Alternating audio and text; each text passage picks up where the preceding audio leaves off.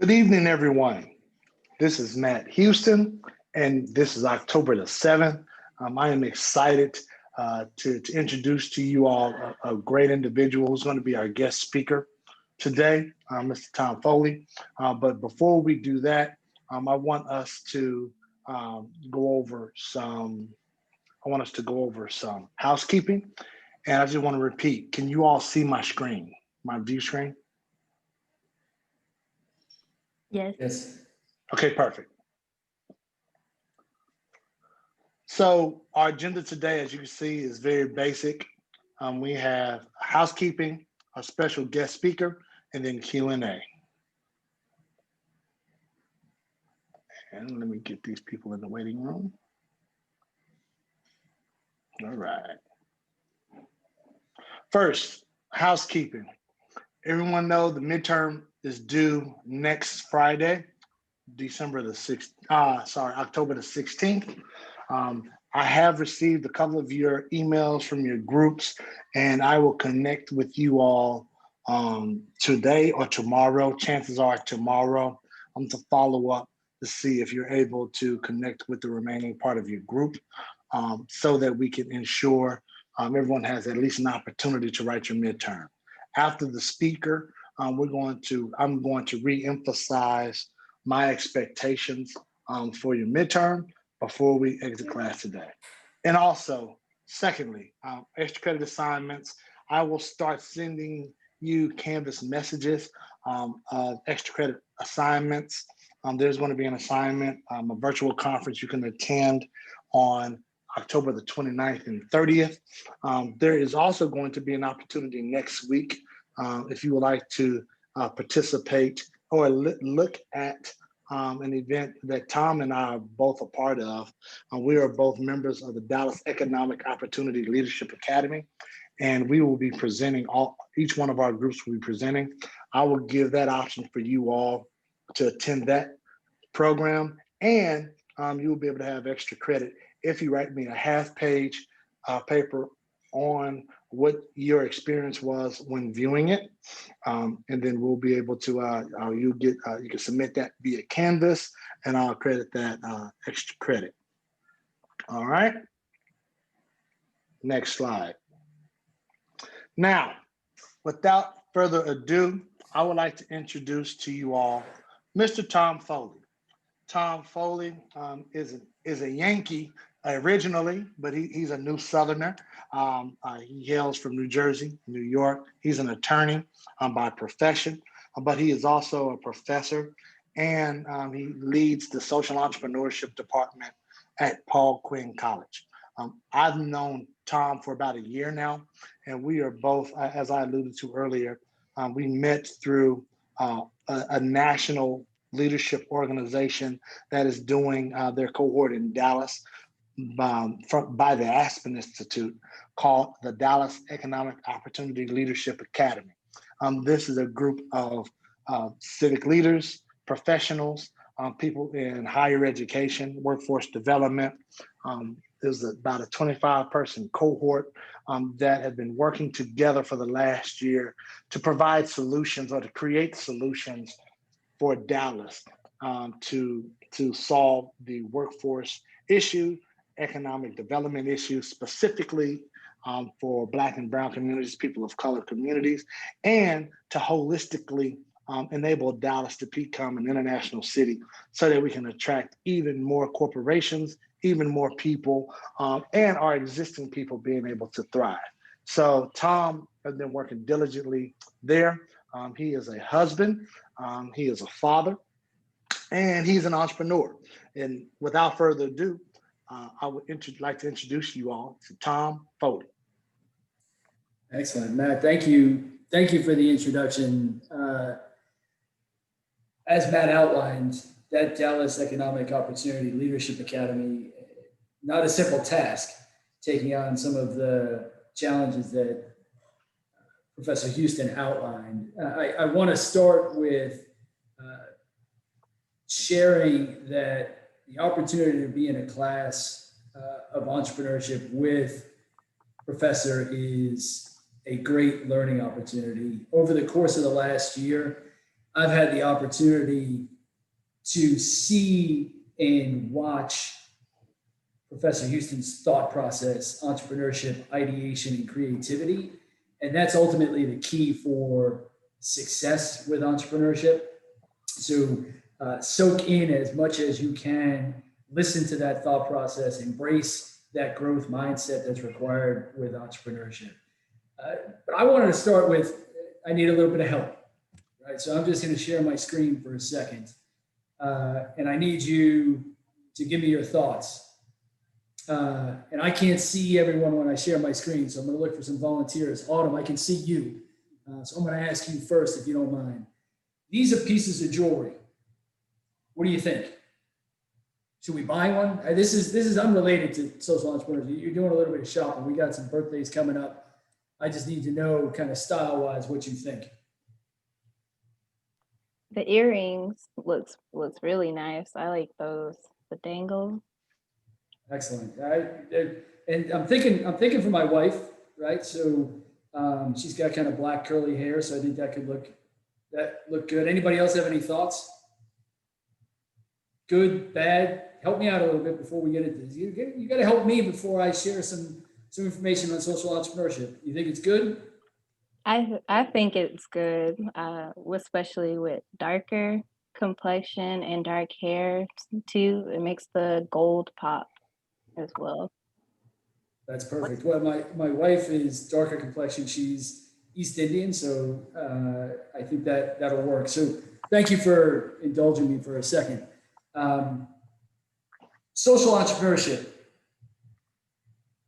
I want you to talk to me a little bit about entrepreneurship first.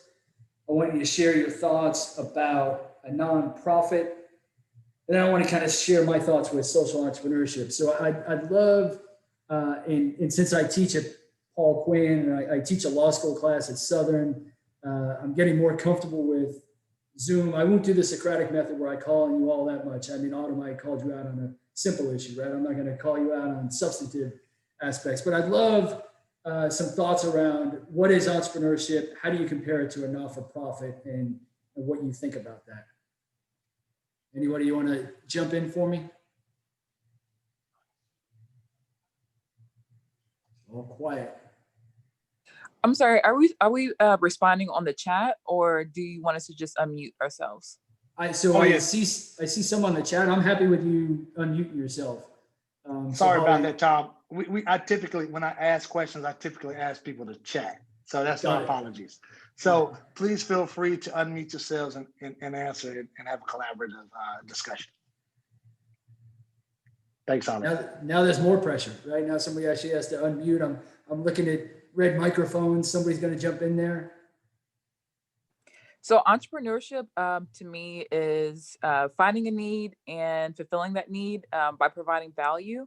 And then the second question, you said what was the second question? It was about talking about not profits. So I'm trying to drill down into the different motivation between nonprofits and entrepreneurship. So I love the answer of entrepreneurship finding a unique solution. Just as an aside, one of my favorite quotes with entrepreneurship is Henry Ford's quote, which is, if I asked people what they wanted, they would have said faster horses. So it's going back to obviously when they were riding horses to get from one place to another, and they weren't thinking about cars as the solution. So entrepreneurship is that thinking outside of what the customer may think he or she wants, right? So that's that creativity. But I'm thinking, how would you distinguish, if you had to pick one or two characteristics, the differences between a nonprofit and a for-profit company and entrepreneurship?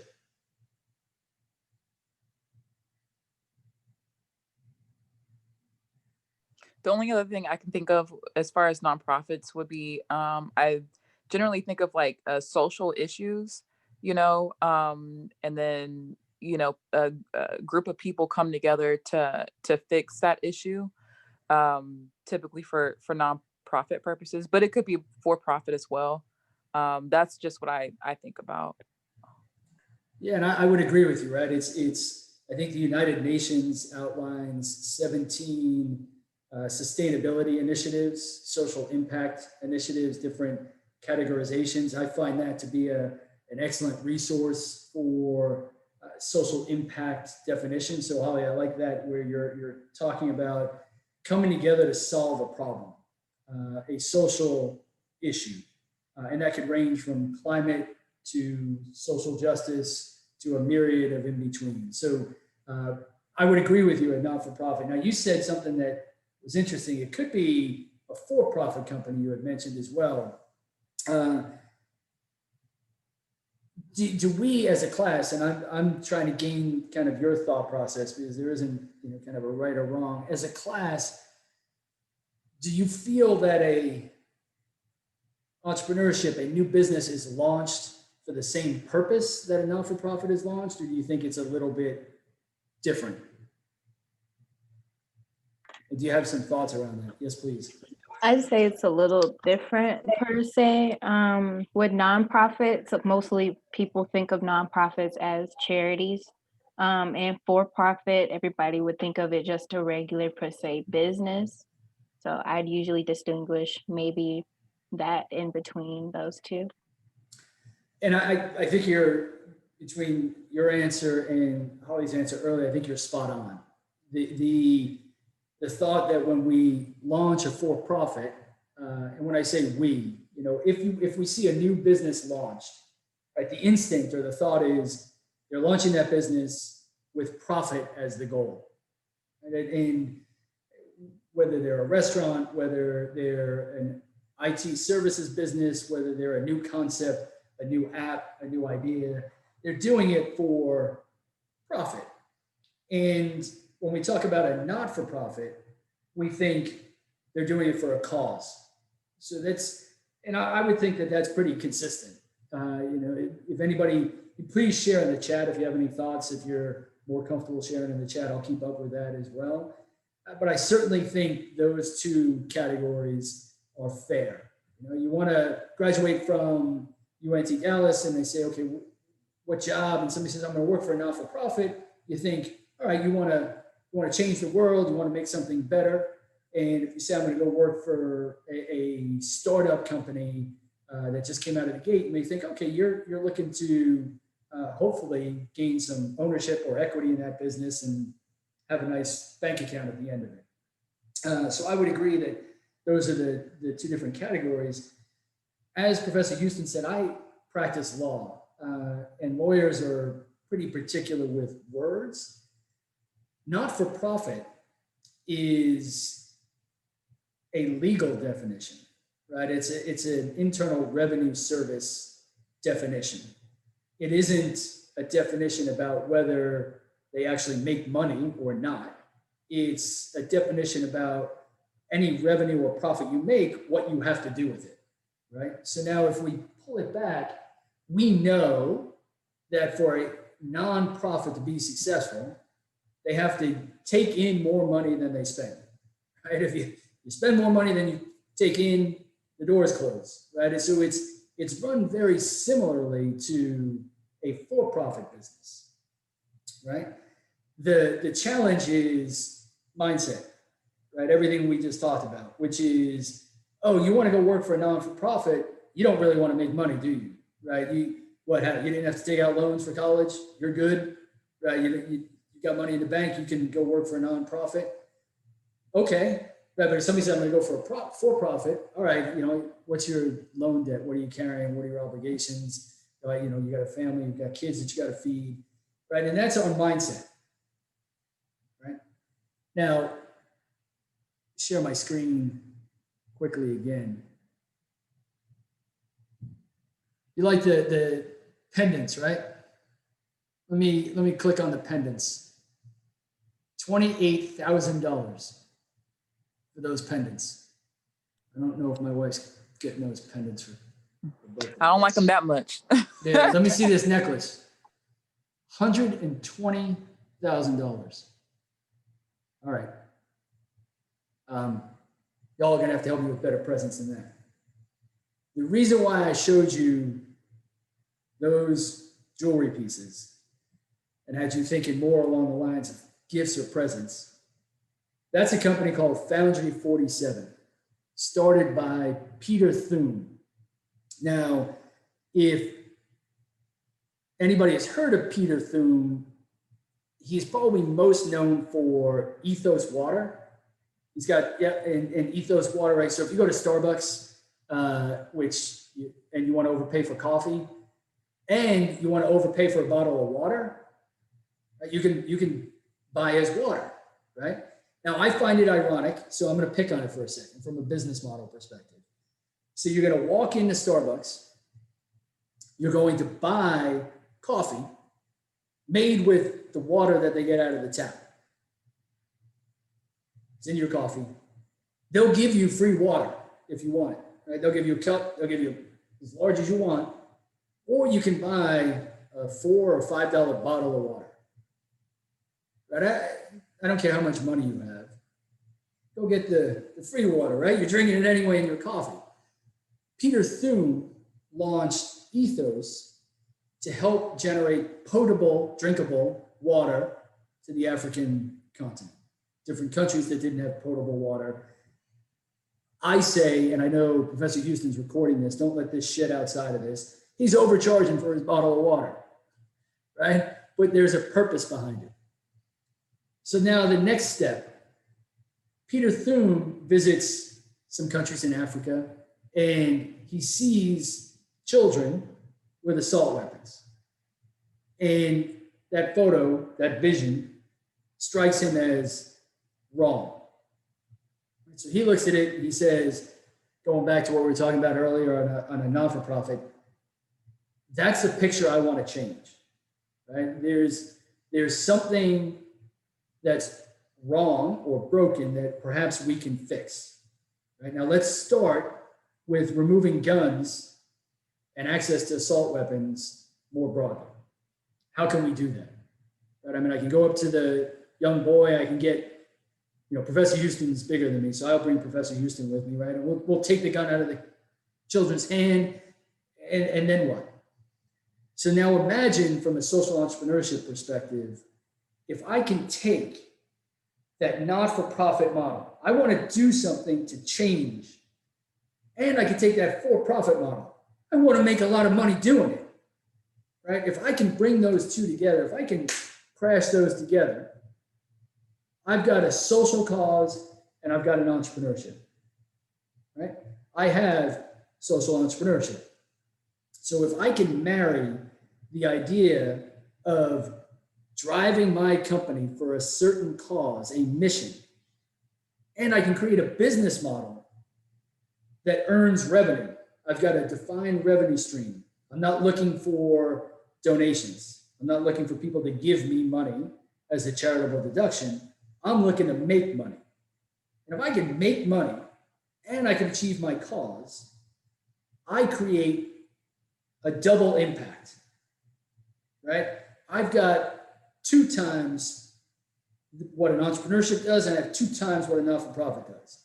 I'm doing what a not-for-profit does, and I'm making money as an entrepreneurship. I've got a double result, what they call a double bottom line, right? The bottom line, if you think about accounting, if you've had accounting where you get to the bottom, basically the bottom line is how much money you have left at the end of the day, right? So at the end of the day here, I have money left and I have social impact. So that's that double bottom line. So what Peter Thum did is he said, if I can remove these guns and I can melt them down and I can make jewelry and I can sell it. Wow. Right now I have a revenue stream using my materials to generate the jewelry to create impact. Right now, when I think about it, this is one of the more brilliant social entrepreneurship ideas that I think I've stumbled upon. And I'm going to tell you why. Whether or not you believe in the cause, Peter Thum looks at it, he does the entrepreneurial assessment. Who is my customer? Who is going to buy this $120,000 piece of jewelry. I don't want that child in Africa holding the assault weapon. I'm not buying $120,000 piece of jewelry to stand for that, right? I can't afford that. So he knows that his audience, his customer, is very high net worth, anti-gun based, right? So he now starts defining his market. So if you've done anything with entrepreneurship, you may have used, I don't know, Professor Houston, if you use any lean canvas model methods or what you may use when you're talking about customer segments and identifying the customer. But Peter Thune went through that same process. So I don't need anybody on this call. I don't need Foley buying my jewelry. And at $120,000, I don't really need to sell that many either, right? So what he does is he defines his market as a specific group that then want to stand for a cause. And when I say that, everybody likes to talk about what they wear, right? People are begging for the question. Oh, those are great earrings. Where'd you get them? Oh, there's that bracelet you have, and they make it for men and women, right? That bracelet you have, that's awesome. Where'd you get that? I'm waiting for Professor Houston in our Dallas Economic Opportunity Leadership Academy to ask about my bracelet, so I can say, you know what, Matt? You know what I just did? I spent this amount of money, because that's important in my world, to buy this piece of jewelry so that I can help eliminate assault weapons from the street, right? So now what you do is you start creating a customer that wants to tell the story. They want you to ask about that piece of jewelry. They want you to ask about those earrings because they want to share not only the earrings, they want to share what they believe in, right? So you're pulling in a cause. Your customer believes in what you're doing. Your customer will pay because of the meaning behind it, because of the impact behind it. The next aspect that I think is brilliant, because that's his social entrepreneurship model, is Peter Thune comes to the United States and he says to the police stations, you all have these get the guns off the street programs, right? You can turn them in, no questions asked. What do you guys do with those guns? And they're like, I don't know if we have a succinct answer to what we do with those guns. He said, what if I take them from you? I'll take care of them. I'll melt them down for you. And police state's going to be like, yeah, sure. Like you're solving our problem and you're not charging us to solve our problem, right? That's a win. For Peter Thune, think about your model. I don't know what your midterm assignment is, but when we do Q&A, you can ask me some questions. I'll see if I can help you out a little bit. We'll try and cheat behind Professor Houston. Maybe we'll see if we can get you all A's.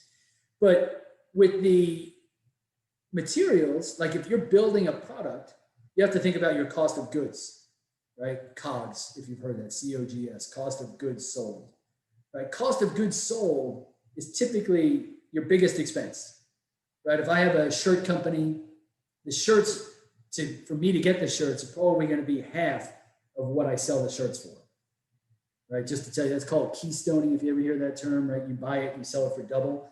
But the shirt's probably going to be half of what I sell it for, right? Which means 50 cents of every dollar goes out the door as an expense before I even pay for my rents and distribution and employees and electric and my lawyers. Lawyers are too expensive. Lawyers and other fees I've got to pay for, right? Peter Thune goes to the police department and he gets his material for free. You don't have to pay. So I need gunmetal to melt down.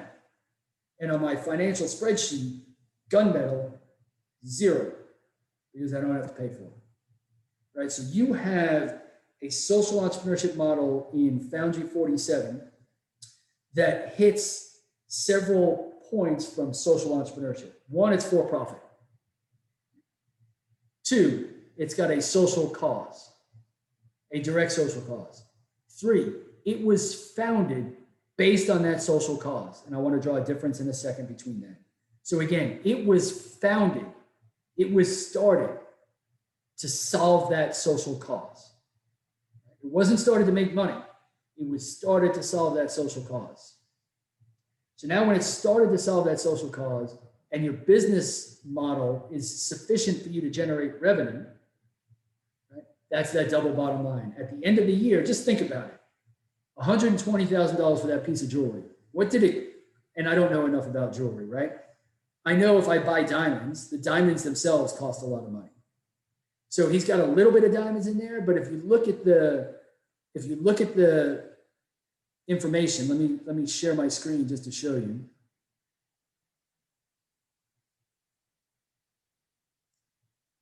With the necklace, designed and realized by James D. Givenchy for Foundry 47. I looked up James D. Givenchy. He's a jeweler, but nothing that is specifically justifying that cost. Foundry 47 steel. Basically, he's saying it's the melted gunmetal. 18 karat gold, rose gold, diamonds, and platinum. Doesn't say anything about how many diamonds. And if you look at it, they look like pretty small diamonds if you're buying it from a valuation perspective, right? Purchase enables the destruction of 600 assault rifles in Africa. That's in the item description, right? So what he's saying right there is you're spending $120,000 for a piece of jewelry that's probably worth $1,000. I'll give it $5,000, right? So you're buying it for 25 times its value. But he mentions the assault weapons you're taking off the streets in Africa. That's what you're buying, right? So when you look at it, it's a for-profit business founded on a cause, creating that double bottom line and creating a customer base that may be more committed than any customer base you'll have going forward because they're buying that cause. So I outlined that entire social entrepreneurship model, and I want to distinguish it in 1 second from what you'll hear as CSR, corporate social responsibility. But you have that whole social entrepreneurship model where you are bringing in customers that care about why you do what you do. And if I can partner with you and I can have you care about what I do, what happens? You're going to come back, so you're a repeat customer, and you're going to recommend other customers, right? So from a marketing perspective, I have my tribe of followers that are going to be promoting, advocating, and serving as an ambassador for my materials. And they're going to be in circles of like-minded people, right, that want to get guns off the street. So you build up a business that if I said to you, after I just explained this, and I see Tom's shoes, I'll talk about that in a second, absolutely. When I explain this to you and I say, okay, of all the business opportunities you have and all the ideas you come up with, what do you think about joining Foundry 47 when we're launching? Right? Arguably, I'm creating a stronger business case for my customer acquisition. You know, how much does it cost to get a customer? I'm creating a stronger financial aspect because my financials don't include cost of goods, which we know is often 50% of your revenue. You're creating a cause, so we feel good about what we're doing. And we're not constrained, and I say this loosely, we're not constrained by the laws of not-for-profit accounting. We can use and distribute and invest our money as a business as we see fit. And there could be an argument that I can do more with those profits if I reinvest them than if I'm constrained to follow certain not-for-profit accounting that's outlined within the Internal Revenue Code, right? So it gives me the freedom, and I know I'm committed to doing the right thing. So I want to talk about two different things and then open it up to questions. And then I hope you all are voting, and I hope you have an opportunity to listen to the vice presidential candidates after class today. So I'm encouraging you to vote. I won't tell you how to vote. Read my mind. Hopefully you did. That's what I'm telling you how to vote. So Tom Shoes. All right, Tom Shoes model is, it was founded on the belief that, or the interest in bringing shoes to, shoeing, children and adults in third world countries that don't or can't afford shoes. So when Tom Shoes is founded, that's the cause. That's what prompted Tom Shoes to open up. That's a commitment. Right?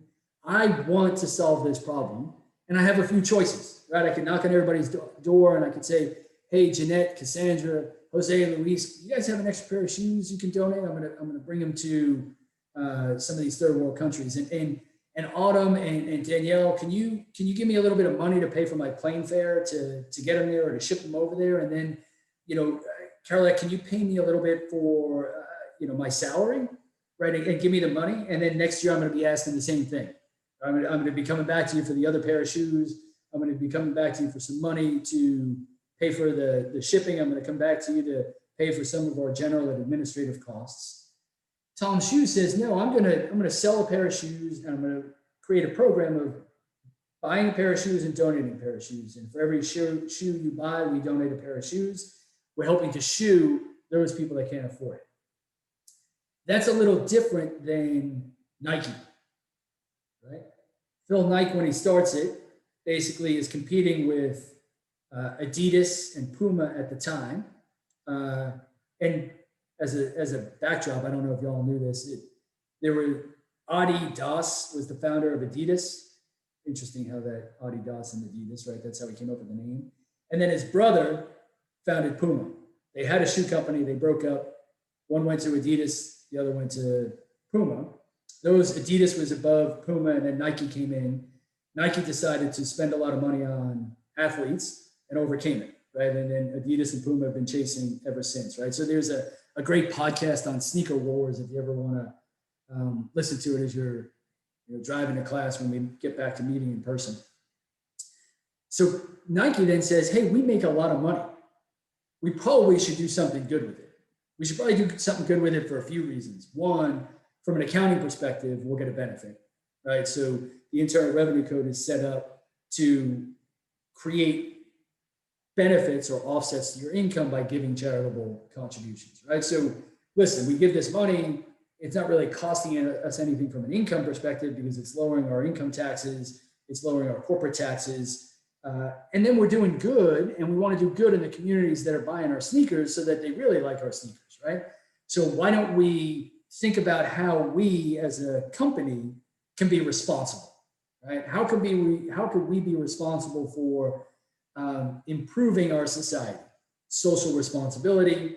You put a company in front of it, it's called corporate social responsibility, CSR, right? CSR is the result of a company making profit, not the mission or the cause of forming the company, right?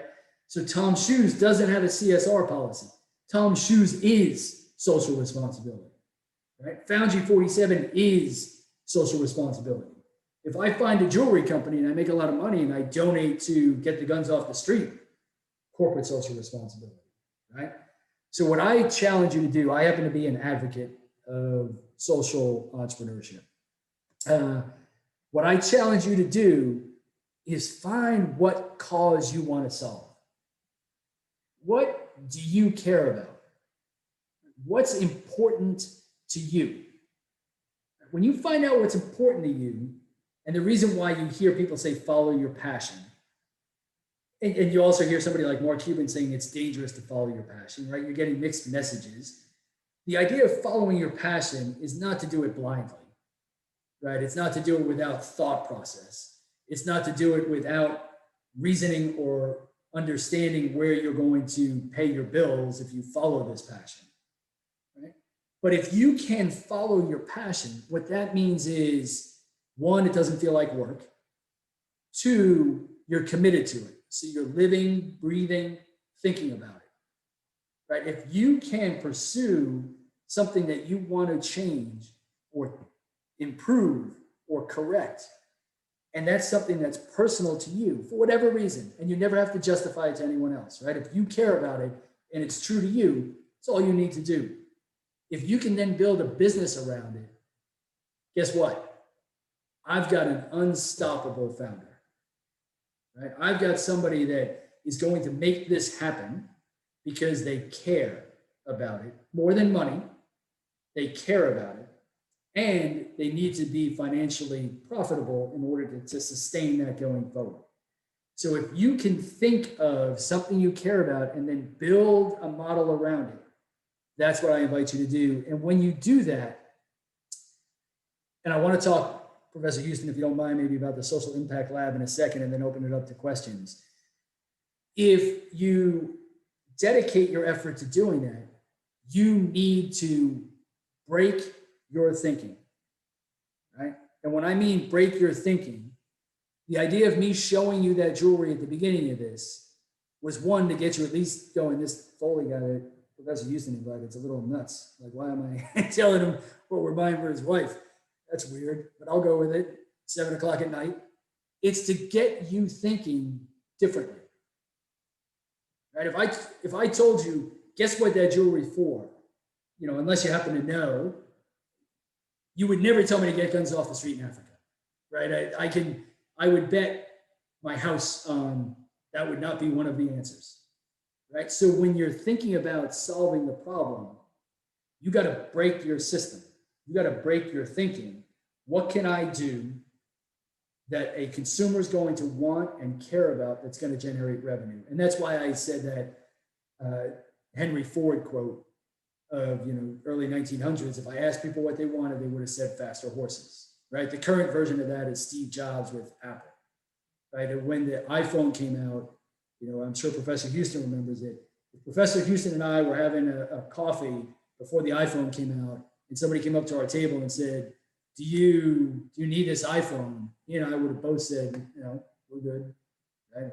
We got our BlackBerry, or that's all we need, right? So exactly, Tom. We have our BlackBerry, we have our iPod. We don't need them together. That's it. No. So that's where as the entrepreneur, you're thinking ahead of your customer or consumer, right? And you're getting them to follow you.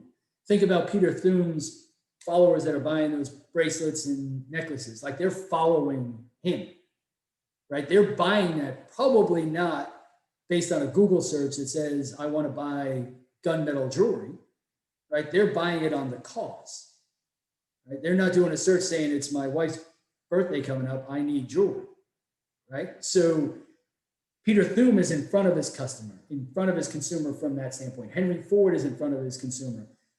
Steve Jobs is in front of his consumer. The difference between Steve Jobs and Henry Ford and Peter Thume is two are entrepreneurs, one's a social entrepreneur. And what I'm inviting you to do is pull in that social entrepreneurship. And Professor Houston and I have been thinking about it. How can we create those social entrepreneurs of the future? How can we create the sandbox in order to help advance those creative ideas? Because the creative ideas are going to come from, I'll give Professor Houston some shout out. He'll come up with creative ideas, and then everyone else but me, right? These creative ideas are coming from you. So we talked about creating a social impact lab where we bring together UNT Dallas students, Paul Quinn students, potentially SMU students, and members of the community that care about entrepreneurship and are committed to come together in an intimate setting to identify a challenge that impacts our neighborhood, right, Dallas, and that we can come up with a creative solution to overcome that challenge. And can we do it and generate revenue? And the key for doing it and generate revenue is in entrepreneurship, you'll hear words like, are you scalable? Are you sustainable? Right? They're both scalable and sustainable. Meaning, if you are in the social impact lab, and I can see Kathy, Danielle, and Autumn, those are the ones that have their video on, so I feel engaged with you, right? If you're part of this and you come up with a solution that generates revenue, that can pay all your bills and more, you'll be able to do a few different things. Either do that in another city or have somebody visit you and ask how they can do it in another city. And they'll pay you to help stand it up in their other city. Right? So you have a revenue model that isn't going back and asking for investors to donate money each time.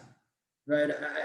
I don't know how many times you've had friends ask to donate money, but like oftentimes, like I'll give money once, right? But then if I see your phone coming up again, I'm like, are you calling about money again? Like, how do I say no? How am I politely ducking this call? And you don't have any of those issues.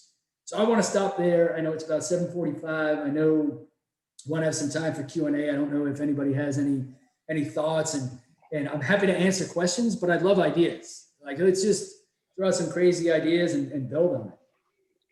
Thank you, Tom. And I want you, as you all are formulating questions, please feel free to either type it in the chat box or unmute yourself and ask. But I wanted to start, this is our first class officially talking about social entrepreneurship.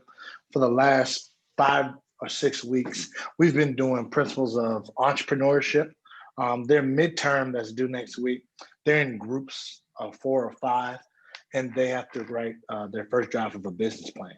So these students have either created a nonprofit, a social venture, a social entrepreneurial venture, or a corporation, and they are doing their first draft. It's only a 4-page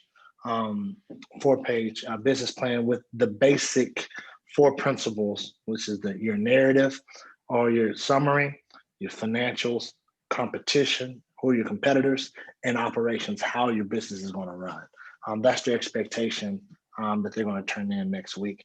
And after midterms are submitted, I will provide the class a couple of case studies. I am the second contributing author to on the case for social entrepreneurship in Southern and Western, Southwest and East Dallas. And then there's a couple of other historical pieces from NYU that I want you all to read. And so that's why we're pivoting, because I know a couple of students asked about businesses that can do social good as well. And so I wanted us to have this discussion. And I thought, Tom, you'd be the perfect person, not only because of your experience at Paul Quinn, but you don't give yourself enough credit as a lawyer, which is surprising in the first thing. But you really are able to get all of my crazy ideas and kind of sync it to something that's tangible. So I appreciate being a part of the team that can bring me in. So thank you. Well, I feel a little bit of pressure. Now you've got an author of an article on social entrepreneurship. Don't grade me in front of the class. You can grade me. You can give me constructive criticism after class. My skin isn't. No, you did good. You did good. Does anyone have any questions? I'm going to take a look on the chat. Everybody's quiet. They're thinking about their business plans. Thanks, Bianca. Well, Yeah, this is actually for you, Tom. Yeah, definitely. Yeah, thanks, Bianca. So it's interesting as you throw out a few, and I know it's hard to think of questions on social entrepreneurship necessarily. The biggest question I think that comes up is, how do I come up with that idea? Mm-hmm. And that's a good question, Autumn. So how do you come up with your idea? And then I want to touch on Autumn's question. That ideation, coming up with an idea, that creativity is not easy, right? And it's arguably the hardest assignment. So I'm teaching a class on sports law, and it includes esports. And esports, when we're talking about gaming, right? Everything from Fortnite to NBA 2K. And you know what we're talking about? No, you don't, because you're not in the class. But you know what we're talking about? Cognitive liberty, right? Meaning, esports right now, your iPhone, like we know everything about you, whether you want to admit it or not, right? You have an Alexa, you have Siri on, it's recording all the time, right? So from a legal perspective, where does privacy begin and end? And now there are devices that you can wear that can tell you what you are thinking. And so it's only a matter of time before it doesn't have to be a device, right? And there'll be some way to penetrate your cognitive thought process. Right now that blows my mind, literally, I guess, and figuratively. But I then say to the students, let's come up with an idea and be creative about it. And, we go from one class to another and nothing happens. Right? Everybody's like, well, we'll design a new game and we'll make money doing the new game. Like we could have thought about that 3 minutes into the other class, right? Like we need to be creative. And I sent kind of an outline on creativity. You need to find where your mind releases. Right? That could be listening to music. That could be meditating. For me, I jog, right? I go for a run every day. Without thinking about it, I come up with ideas, right? I start the run, I start thinking about it, and then I forget I'm thinking about it. And then I finish the run and an idea will come to me. Right? Now, it's not because I'm magic, it's because I spent the time to set aside 45 minutes to an hour to allow myself to do the work, right? And it's not like doing a business plan, right? Professor Houston, you go in, you're using Canvas, he enters the information. I need, you to address these 4 points. I need it to be, 12-point font, double spaced. I need this 1 inch margin. Like here, you have this, and then here have this, and here. From a creative standpoint, it's a blank canvas. You've got to let yourself go. So I often suggest that you let yourself go, and it's not going to happen overnight, right? It's going to be an idea building an idea. And Professor Houston and I in that Dallas Economic Opportunity Leadership Academy, we've worked together and we've seen where, the original idea we had isn't quite like the idea now, but the idea we have now is better, right? That's what they call iterative, right? You're building on it, and people will pick on you along the way. That's okay. Take it as constructive criticism, right? What do I hear that before I get defensive that I can use to advance my concept, right? Because if person X says it, person Y is going to say it too. So let me anticipate where I'm going to get that pushback, and let me respond to it. How do you get someone to actually care about your cause? It's difficult. So as you build your business plans and you look at building a startup, and if you watch Shark Tank, right, you'll hear consistently, it's not the what, it's the who, right? I need to know that you are committed to this. It needs to be a good idea, so I don't want to dismiss the idea of the what, right? But at the end of the day, when we have a rough concept, when we have a rough business plan, the what is still being formed. I need to make sure the who can form the what, right? So I need to make sure that who can execute against that. So how do you find that person or people? It's not easy, right? And, and you've got to seek it out. So, the Dallas Economic Opportunity Leadership Academy, another plug, right? Everybody that is in that applied to it because they have a common goal, right? Now, it may be slightly different, right? We all want to eliminate systemic inequities. For one person, that could be providing workforce development. For another person, that could be preventing recidivism from incarceration.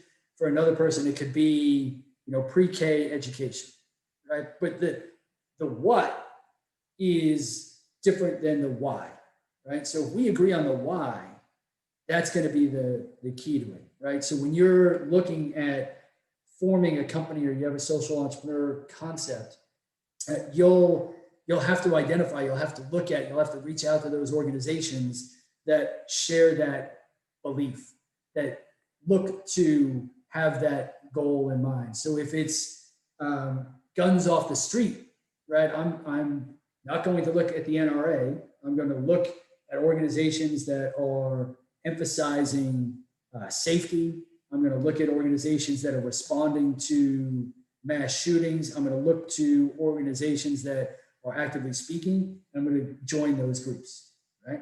One, because I care about it, but two, I'm looking for like-minded, passionate people to solve this, because at the end of the day, and even through the Economic Leadership Academy, we don't always agree, right? And just because we want to solve this problem doesn't mean we have to agree on how to do it, right? But what we're able to do is give the benefit to everyone else that we're all trying to get to the same point, right? So I'm going to give you the benefit that we're all trying to get to the same point. I don't like how you're getting there, right? And, or I've got concerns about how you're trying to get there, or these are some issues about the way you're trying to get there.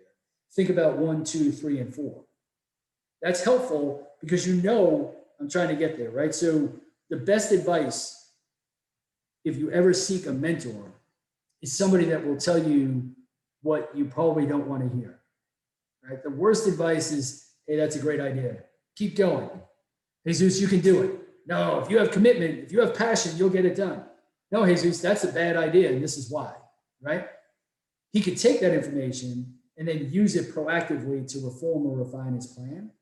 So when you're looking at how you find people, there are two aspects. There's one to help you, and then there's people that are going to buy your product, right? Or buy your service, your customer, your consumer. And that's another level of marketing. And the key, like I said earlier, the key for Peter Thune is if Professor Houston is on your business plan asking you about your operations, right? He's going to ask, in your executive summary, he's going to ask, who is your consumer, right? The worst answer is, like, let's say I'm selling sneakers. Who's your consumer? People with feet. No, that's not true, right? So start narrowing it down. What kind of sneaker are you selling? Is this an old school sneaker? Is it a running sneaker? Is it a basketball shoe? You know, what, and you can tell I'm from New York, right? When I say sneaker, but that's all right. We call them tennis shoes down south sometimes. But so what's the purpose? And you start narrowing it down. If it's a basketball shoe, right? Is it stylish or is it performance based? Now all of a sudden you start narrowing down your customers. So if I said, go sell this sneaker to anybody that has feet, you're gonna be wasting a whole lot of time. Right?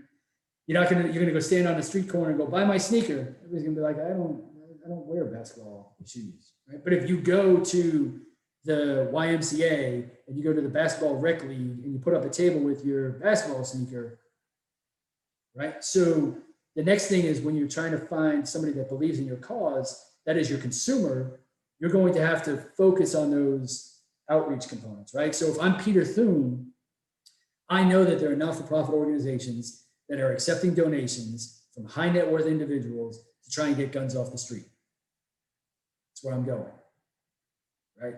I know they're going to be interested in helping me. So that's kind of how I define, or how I look for both the consumer that's going to help my cause, and then team members that are going to help me promote that cause. Beside having a passion for something, what are other characteristics you should have to be a successful entrepreneur? You know, not everyone is an entrepreneur. The risk associated with it is tough. People pick on your ideas, so you have to be thick-skinned, right? If I work at Nike, nobody's picking on my ideas, right? It's, okay, what do you do at Nike? Oh, I'm in the digital advertising. Oh yeah, you see that ad that came out? That was, you know, my team. Oh, good, excellent. In entrepreneurship, you have to be ready to withstand some pushback. You have to be ready for the risk. I've often given the analogy that I like looking over my shoulder and seeing a cliff behind me. Right? I can tolerate that because there's only one direction I can go to be successful. If I work at a corporation, there's not necessarily a cliff behind me. Right? I need that cliff that motivates me. That's a great point. I'm sorry to interject, but Yeah. You're absolutely right. Sometimes I call it, entrepreneurs need to be a little crazy. And so I don't like having safety nets, because I'm not my best self when I don't have anything to lose. So that's a great analogy. You as an entrepreneur, you have to be ready to get up at 3 a.m, sweating, thinking about something that doesn't make sense because you're waking up at 3 in the morning, but it's keeping you up and you don't know why you can't go back to sleep again and it bothers you. That's entrepreneurship. You are the leader, which means, and Simon Sinek says this, right? You're not in charge. You are working for those that are in your charge, right? So in other words, you're the leader. You're there to support, motivate, and build your team. And when something goes wrong, that's your fault, right? So I have kids, right? If my kids do something great, it's all them. If my kids do something bad, it's my parenting, right? Like it's the aspect of being that entrepreneur. You have to have those aspects associated with it. And then there's a practical component. So I work with and mentor people that are looking to start their businesses. And I see some questions about capital raising and donations, which we could touch on. The first step from a practical perspective, and this also touches on the Social Impact Lab, and we'll get real for a second. But the first step is ensuring that you have the financial wherewithal to withstand the entrepreneurial journey, right? If I say to you, you know, what do you need on a monthly basis to pay your bills? And if you don't have that money because the business doesn't go in the direction we need it to, like what happens, right? So you got to make a candid assessment as to what and if you can survive when business goes the wrong direction. And I've worked with, one stands out, right? So it was probably 15 years ago. He's a construction guy, works for a company, comes to me and says, you know, can you form a new company? Can you get my operating documents in place, all from a legal perspective? And then I see him on the street a few months later and I go, hey, Johnny, how's it going? Johnny Bing. I'm not making that up. I go, Johnny, how's it going? And he said, I don't know if I'm going to make my salary this week, is what he said. And I looked at it and I'm like, a few things. Like, you don't have a salary, right? Like, you own the business. Like, there ain't no, you're not making it. Like, you still got that employee mentality, right? If there's more money in the bank at the end of the week, that's yours. If there's less money at the end of the bank, you know, you got to put money in out of your pocket. That's how this works. You don't get a paycheck. You want to call it a paycheck from an accounting perspective because that's what your accountant told you. I'm good with that. But getting all real for a second, it ain't no paycheck, right? You either make more money or you lose money. Either way, it's on you. The other aspect that I say is getting real is sometimes, and this is the problem that Professor Houston and I are trying to solve, right? We know that women of color is the fastest growing segment of small businesses. And we often celebrate that. And we have to celebrate it cautiously. And the reason why I say we have to celebrate it cautiously is when you look at the qualitative data, that is asking people why they do it, not the statistical data of going yes or no.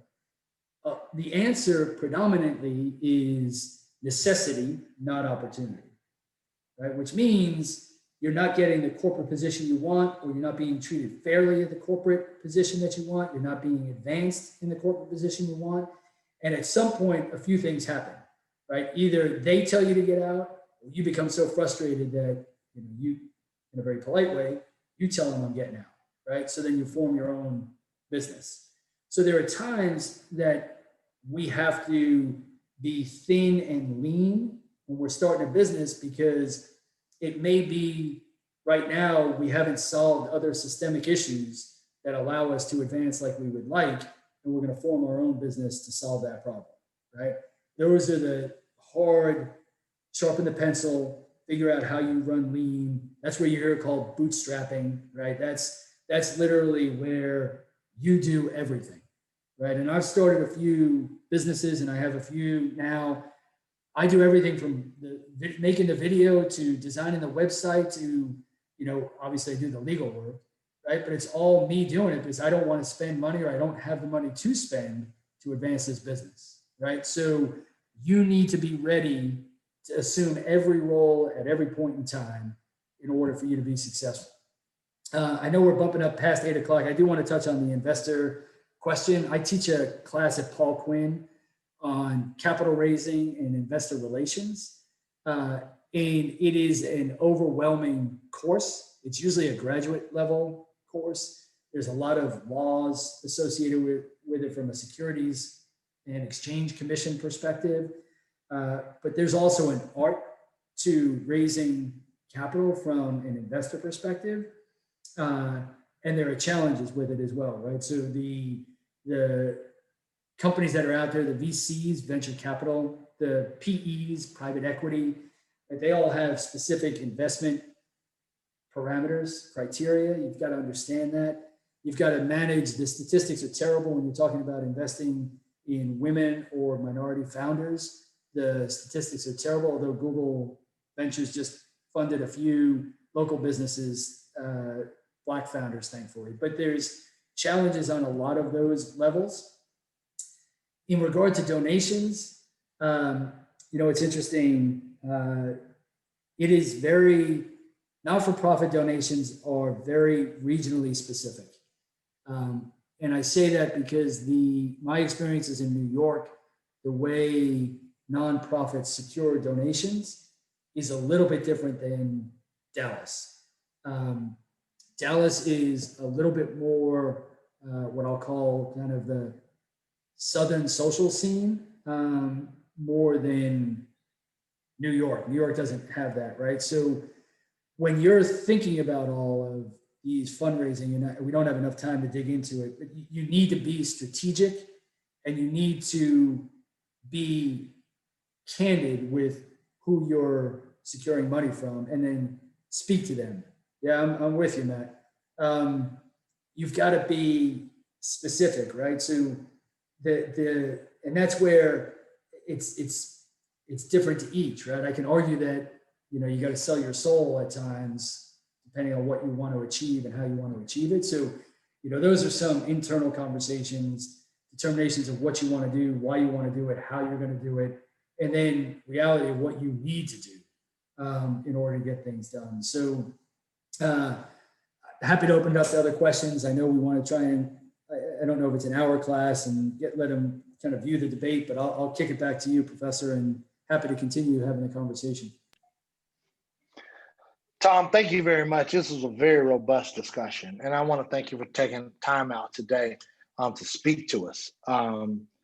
This is right on time in terms of things that we're doing, aligning all of our energy. And what I primarily want students to see is that faculty and leaders in the community are working together so that we can make this city better. Like sometimes it's very easy to look inside our silos because we have our own problems. Like we have enough things to worry about individually, but occasionally we have to extend that olive branch so that we can build capacity. And that's something that Tom and I are starting. And hopefully in the next couple months, you'll hear a potential program that'll open up to students at UNT Dallas, Paul Quinn, and SMU so that we can all collaboratively work together on that. I do know that I'm looking at the screen over here. I believe the debate just started. I do want to briefly go to the PowerPoint presentation again. I will share my screen one last time. And I will go to, can everyone see this? All right, good deal. Things for your midterm. You all saw this slide last week, but I just want you all to see it again. Clearly state your main points, your 4 main points, your narrative, 2 pages, competition, 1 to 2 pages. Those are your primary things I'll be looking at. Remember 12 font, double space times New Roman. I am taking off a grammatical error, so please go to the Resource Center at UNT Dallas. If you turn it in by this week, or at least a draft of what you and your group are doing this week, they have a fairly quick turnaround so that you can look at those changes and then add whatever you need before submission next week. But also include an idea of your financials and your operations page as well. We will start, we will have a couple of lessons on your financial statements. It's just finance in general as an entrepreneur. And then we will end our course talking about operations right before Thanksgiving. Make sure you include every member of your team when you submit it.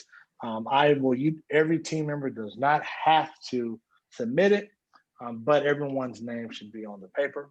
Please proof your paper. Have your length be 4 pages and turn it in before 12 midnight. What I don't want to see are late submissions, incomplete assignments, not including your team members, especially if they've contributed. Now, if your team member have not contributed to the paper, do not add them. Just do it yourself. Unfortunately, there's one group, and then I'll talk to you all after this, like I mentioned at the beginning of class. If you all are having problems, I will be responding to people who messaged me in the last week or so about missing team members. If I haven't responded to you, the members who have been work together and only have your names on that paper. And then we will address, I will ensure that the other team member have a 0 for their assignment. They will not have any credit. It will not affect your papers, people who have contributed to their midterms. All right. And poor paper formatting is something that you should not do. I would like you to clearly delineate or differentiate the 4 topics. The easier for me to read, the better your grade would be. Because if I get frustrated, I take a look at each line a bit more seriously, and if I see more grammatical errors, I may have to be a little more critical on those things. So please have a good format on your paper. All right. Are there any questions?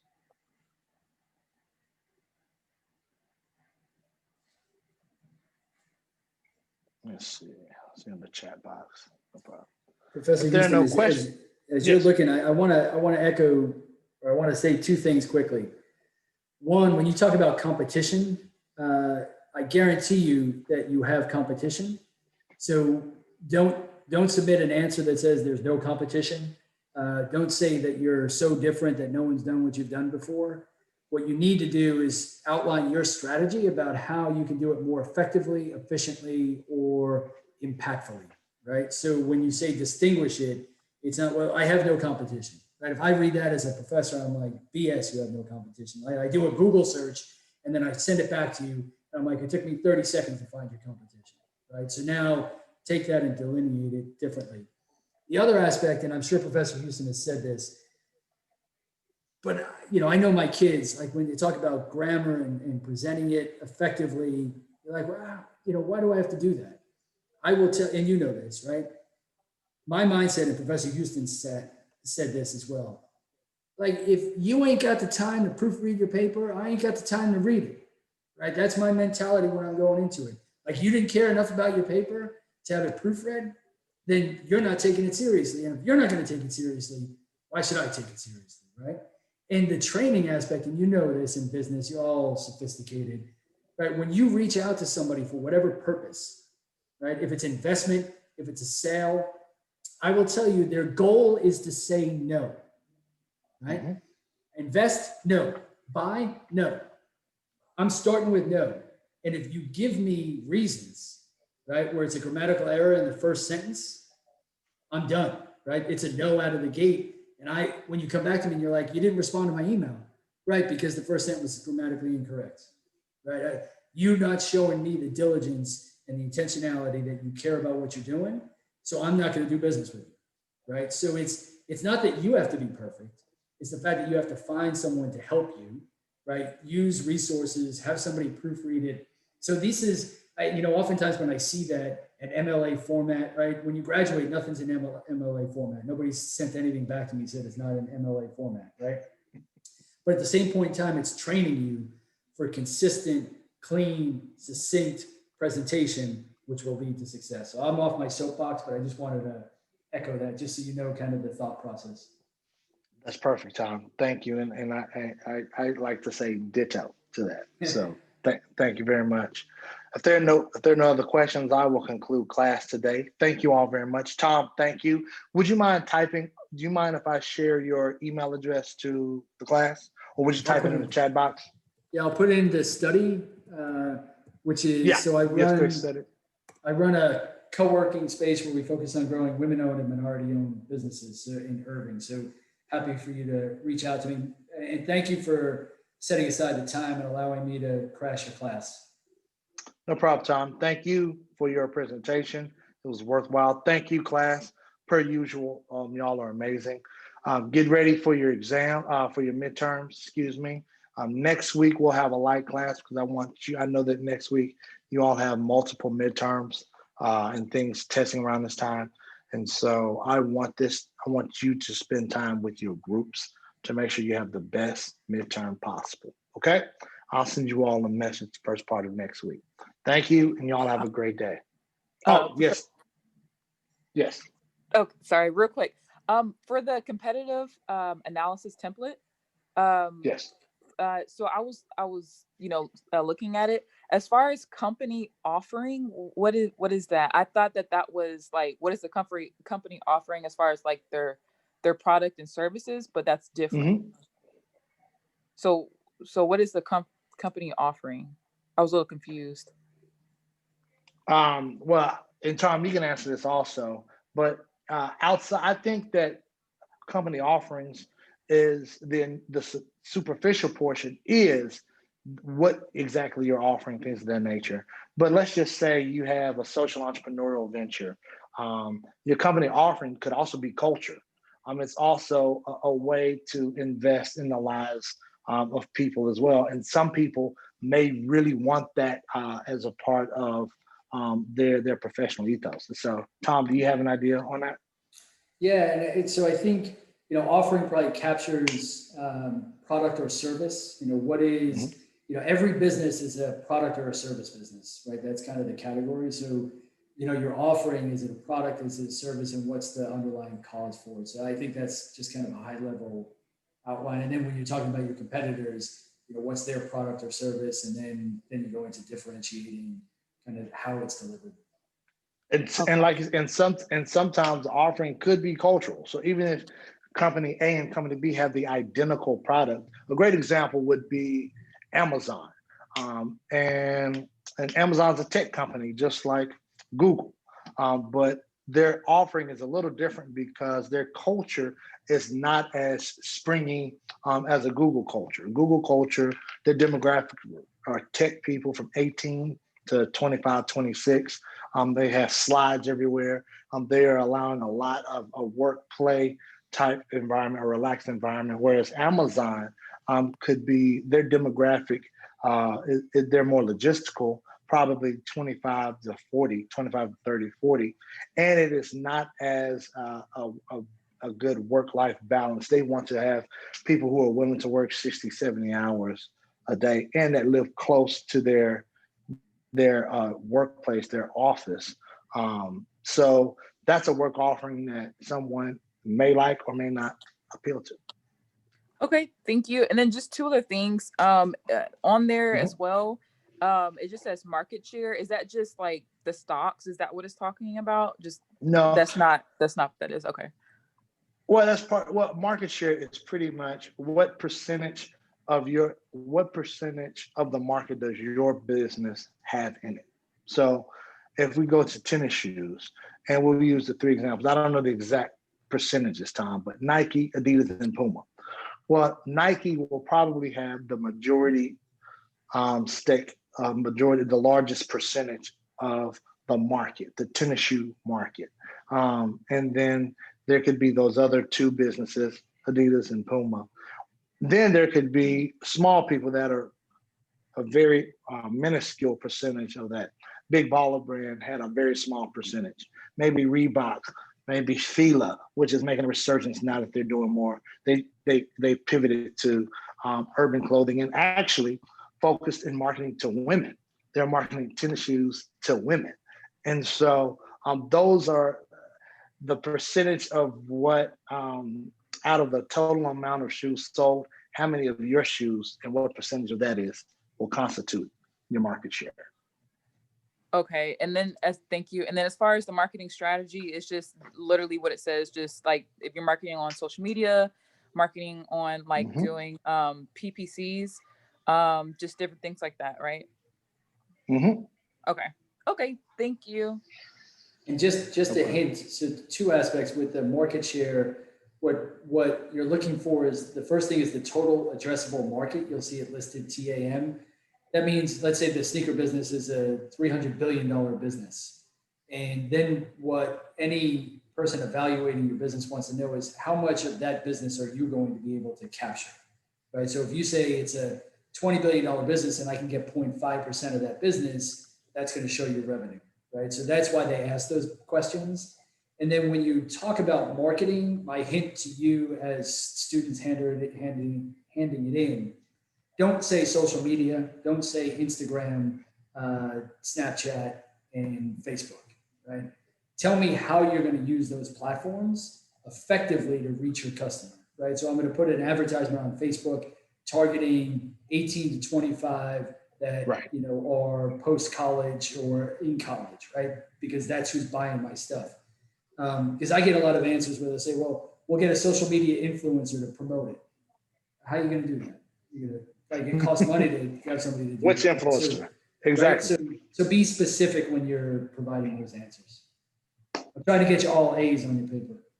Thank you. He's helping you all out. Good deal. Thank you all very much. Enjoy this debate, and y'all have a good evening. Let me see if any more chats. I have a question. Yes, ma'am. For, Tom, thank you. for one of Go the ahead. I'm sorry. for one of the assignments due this week, it asked us to choose a segment and describe or like correlate it with our business. I don't understand like what a segment is. It says we've talked about it in class, but I don't remember exactly So what's a market. an example. So a marketing segment is tennis. Let's stick with tennis shoes. Mhm. And this marketing segment, let's say if you want to advertise to athletes or basketball players, that's a specific marketing segment. Mhm. Basketball shoes.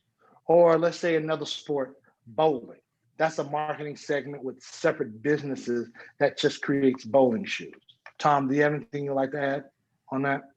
No, and you know, it sounds like the assignment, not seeing it right. It could be, you're talking about customer segments. That's absolutely right. I mean, you're gonna. So I provide 2 assignments for them to turn in weekly, and this particular discussion is on marketing segments. So Perfect. Alrighty, thank you. no problem. All right. If there's nothing else, I will conclude this class. Thank you all very much, and y'all have a good night. Thank you, Thank sir. you. Thanks. If y'all have any other, thank you. If y'all have any questions, please send me a Canvas message. All right. Thank you. Thanks, Tom.